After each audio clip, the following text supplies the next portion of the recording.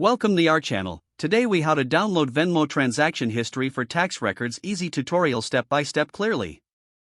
Open your web browser and go to the Venmo website. Log into your Venmo account using your email and password. Once logged in, locate and click on the statement option in the menu. Select the time frame for the transactions you wish to download. Choose the specific date range for your transaction history, keeping in mind the tax year. After selecting the date range, click on the Download button. Your transaction history will be compiled into a CSV file. Once the file is ready, it will start downloading automatically. Check your browser's download folder to find the CSV file. Open the file using a spreadsheet program like Microsoft Excel or Google Sheets. Review your transaction history to ensure all relevant entries are included. Now you can easily extract the necessary information for your tax records.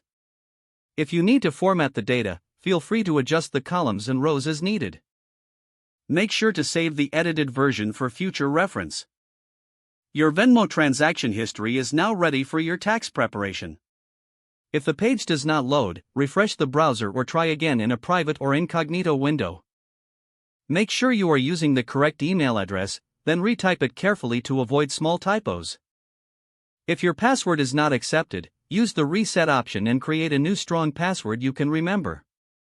Check your spam folder for verification or security emails, then complete any requested confirmation steps. Enable two-factor authentication if available to improve account security and reduce unauthorized access risk. After signing in, review your profile details so your contact information and settings are accurate and current. If you see an error message, note it down and try again after restarting your device and internet connection. Log out when you finish, especially on shared devices, to keep your account and payment information secure. If the page does not load, refresh the browser or try again in a private or incognito window. Make sure you are using the correct email address, then retype it carefully to avoid small typos. If your password is not accepted, use the reset option and create a new strong password you can remember.